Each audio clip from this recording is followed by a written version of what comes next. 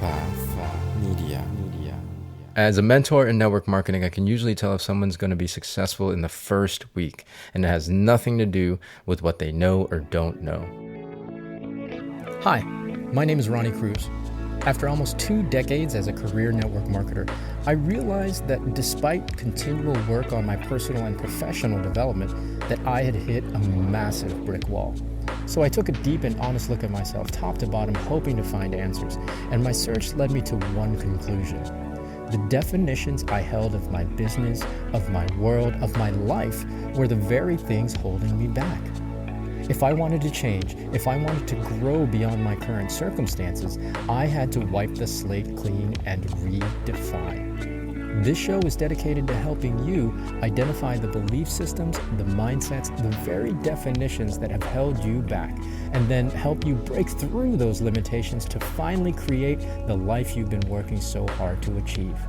Welcome to the Redefine Podcast. All right, happy Thursday and happy podcast day to you. Welcome to the show if you're brand new. And of course, if you're an existing listener, welcome back. Welcome back. Thanks for tuning in. All right, today we're going to reference yet another post from the same network marketing Facebook group that we discussed on this past Tuesday's episode.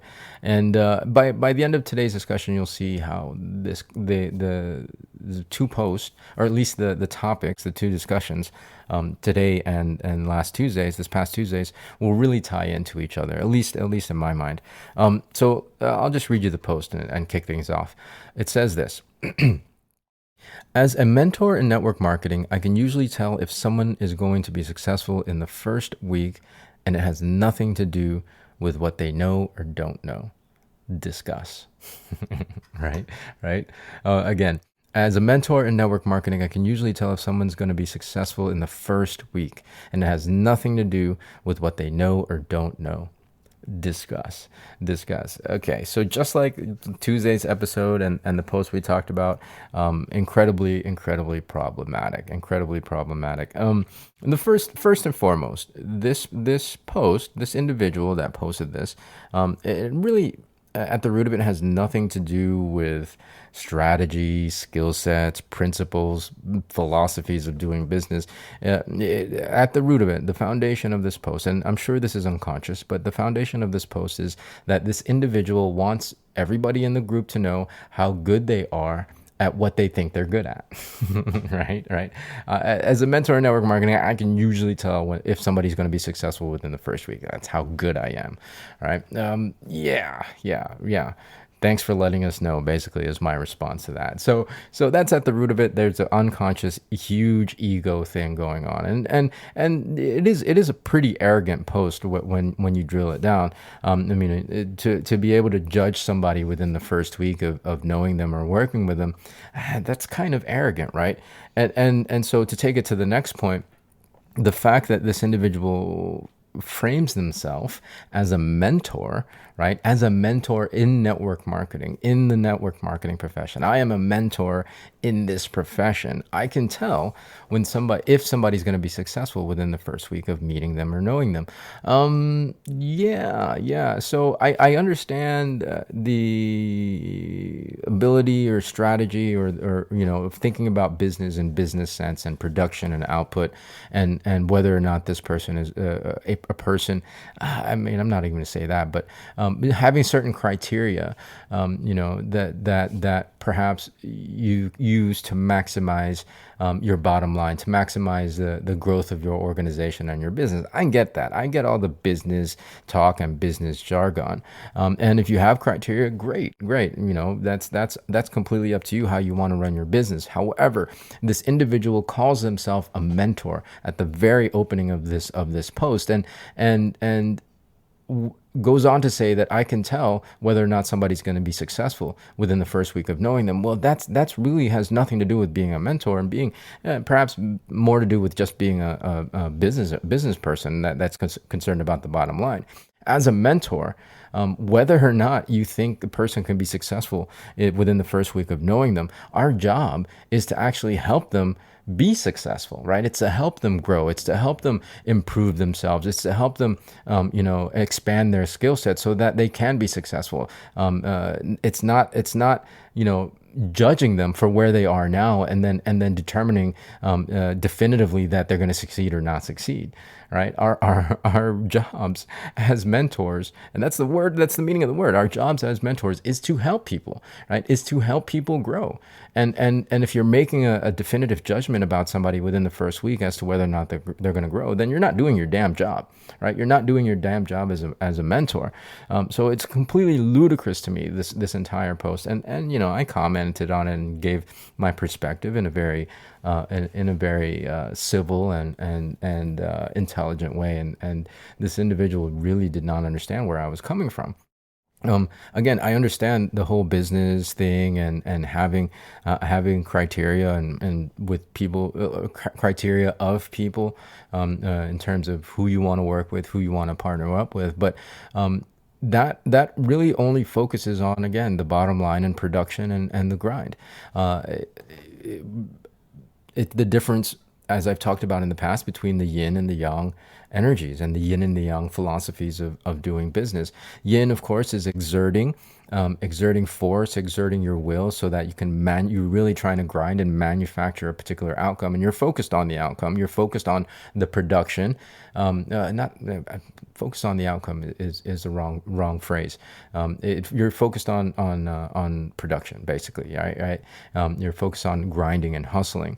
And same thing with the Tuesday's discussion, where the yang energy, that male energy, is as flowery as the language was, to say that, open their minds to a better way. It's still convincing, right? It's still focused on getting the sign up, getting the sale, getting the enrollment, as opposed to focusing on, the individual, right? The individual that you're there to help with your product or service, or with your mentorship, right? And that to me is a better way of doing business, because all doors are open, and leaning into the yang, right? Leaning into the softer, the allowing energy, the accepting energy, the more compassionate and understanding energy, I think in the long term makes more sense from a business standpoint. At least from my experience, it's how I've done business. It's how I've built my business. I think it's one of the things that has created more longevity in my business. Sure, I can sell all day long, guys. Look, I can close people. I've been in this profession 19 years now at this point, and I have the skill sets. I've gone through training and after training over the better part of these 2 decades. So I can sell, I can close people, but I choose not to close them. I choose to just be compassionate and accept their decision where they are, because it leaves that door open. And what has ended up happening for me is that, in the short term, it may not produce as quickly from a business standpoint, but in the long term, it kicks ass. I'm telling you, it kicks ass. Not only does it account for longevity in your business, but the relationships, because you've kept them open, it just starts to really compound on itself when people have a certain life experience, when they finally feel like they need and want the product or services that I provide, the mentorship that I provide.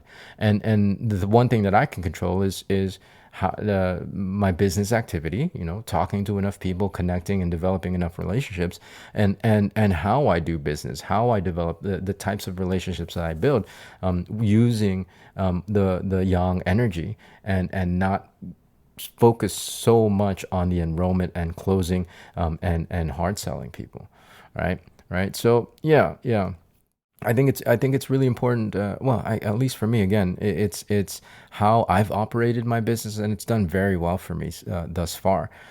You can create sales, you can generate income in so many different ways, but I feel like if you lean so hard on the yang energy, again, that exerting force and that strong, trying to really manufacture and create productivity, it for me, I've seen people burn out, number one, and in that type of energy, and I see them losing focus and interest, or having to recycle and redo and rebuild every 2 to 3 years because there's no connection there, right? There's no relationship there. It's all just production, and if you build a team based on that, they can find there's always greener pastures when it comes to income, and when it comes to production, and when it comes to business and bottom line. What can make your business really sticky and really grow steadily and last longer is having that connectedness, right? And having that that community. And again, that really leans more on the yang energy. So yeah, stop. I would if this is resonating with you, really lean into it, right? And try not to get caught up in the hustle and the grind culture, in the output and production culture, in the culture of and philosophies of you got to always look out for your bottom line and what's best for producing, for production, right? And lean into relationships, especially network marketers. Lean into connectedness, lean into relationship, really lean into understanding and compassion, and that I think will really help you. Will really help you get better results, better and more steady results in the long term, right? So yeah. Hopefully that makes sense. And if you want to join the group on Facebook, you can. I don't interact there much. I check it every once in a while, just to kind of see what people are talking about, and after these 2 posts that we've talked about in the last two episodes, honestly, not much has changed, right? At least within this group. Even before Facebook, these were already prevailing mindsets and philosophies within network marketing, 20 plus years ago. Again, I'm a dinosaur, but yeah, there is at least a portion of the industry that hasn't changed much, and that's why I do what I do. And again, if this resonates with you, connect with me. That's what I was getting to. Join that group if you want. Network Marketing Business Opportunities on Facebook. Come find me. Connect with me on Facebook. If you're watching this on YouTube, for sure follow. I'm going to be doing more network marketing episodes, not necessarily for the Redefined podcast, which this is an episode for, but I do have an entire segment / playlist on my YouTube called Network Marketing in the Digital Age, and I'm going to be doing more episodes for that, especially explaining some of the comp plan enhancements that my company has made to allow for commissions on customers, and you can really, again, create a residual income without ever having to recruit a single person into your downline. So that's to come. Yeah, I mean, as always, if you have any questions, leave me a comment. If you're listening to this on the podcast, go ahead and leave me a rating and review. I'd really appreciate it. And of course, if you're not following the show, subscribe on YouTube, follow it on whatever app you happen to be listening on. Otherwise, have a great rest of your week. Have a great weekend, and we'll catch you on Tuesday with a fresh new one. So until then, be well, be safe. We'll see you in the next episode.